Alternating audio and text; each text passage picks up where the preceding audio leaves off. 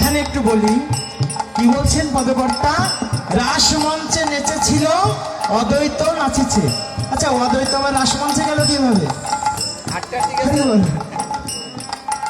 রাসমঞ্চে অদ্বৈত গেল কিভাবে বলুন তো? গিয়েছিল নাকি সত্যি সত্যি, না মিথ্যে কথা? কেউ কথা বলছে না, কেউ জানে না। যা জানেন বলুন না, জোরে বলুন শুনি। অদ্বৈত কি গিয়েছিল রাসমঞ্চে? গিয়েছিল শিব। হ্যাঁ, অদ্বৈত হচ্ছেন আমাদের সদাশিব, তিনি গিয়েছিল। কারণ রাসমঞ্চে যখন গোপীগণের ছাড়া আর কিন্তু আর কারো যাওয়া অধিকার ছিল না।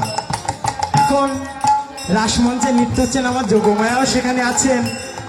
তাহলে আমার শিব ঠাকুর ভাবছেন যে ভগবানের অপ্রাকৃত লীলা, যে লীলা পাঠ করাও নিষেধ, সেই রাসলীলা, গোপন গুহ্যতম লীলা, তা সেই লীলা আজকে মহাপ্রভু করছেন, আমার ভগবান শ্রীকৃষ্ণ করছেন।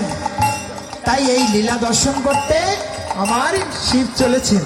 তা কি সেখানে তো গোপী ছাড়া আর কেউ যেতে পারবে না। তা কি গোপী বেশ ধারণ করেছেন, আজকে কি করেছে? গোপী বেশ ধারণ করে। গোপী কেমন ভাবে ঘুমটা দেয়? কেমন করে ঘুমটা দেয় না? আচ্ছা, কেউ বৃন্দাবনে গেছেন? এখানে হাত তুলুন তো, কে কে গেছে? কারা কারা গেছেন? আচ্ছা, ব্রজবাসী যারা আছেন তারা কেমন ভাবে ঘন্টা দেন? এমন ভাবে তো? হ্যাঁ হ্যাঁ। তাহলে আজকে আমার শিব ঠাকুর ঘন্টা দিয়ে রাসমঞ্চে প্রবেশ করেছেন। এইবার ভগবান শ্রীকৃষ্ণ সকল গোপীদের সঙ্গে যখন নৃত্য করছেন, নৃত্য করতে করতে হঠাৎ চোখ গেছে সেই গোপীর দিকে। সকল গোপী একরকম দেখতে, আর একজন গোপী ভিন্ন। বল, সব ছোট ছোট গোপী, তার ভিতরে একটা বড় গোপী। যে এই গোপী, শোনো শোনো শোনো, তোমার বাড়ি কোথায়? তুমি কে? বলছে আমিও তো গোপী। তোমার অন্যরকম দেখতে কেন? এখানে যারা আছে সবাইকে একরকম দেখতে, তুমি দেখছি আলাদা। সত্যি করে বলো তুমি কি? তখন স্বীকার করলেন যে তিনি স্বয়ং মহাদেব, যিনি এখনো বৃন্দাবনে গোপেশ্বর মহাদেব নামে পূজিত হন।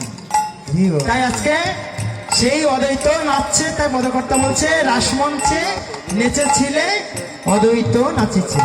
আমার অদ্বৈত নাচিছে, অদ্বৈত নাচিছে, অদ্বৈত নাচিছে, অদ্বৈত নাচিছে। রাসমঞ্চে নেচেছিল, অদ্বৈত নাচিছে, অদ্বৈত নাচিছে। হরি বল বলে অদ্বৈত নাচিছে, হরি বল হরি বলে অদ্বৈত নাচিছে, হরি হরি হরি বলে অদ্বৈত নাচিছে, হরি হরি হরি অদ্বৈত নাচিছে, অদ্বৈত নাচিছে, অদ্বৈত নাচিছে, অদ্বৈত নাচিছে। শ্রীনিবাসে নাচিছে, শ্রীনিবাসে নাচিছে, শ্রীনিবাসে নাচিছে, শ্রীনিবাসে নাচিছে। সপাসাদে নিয়ে শ্রীনিবাস নাচিছে,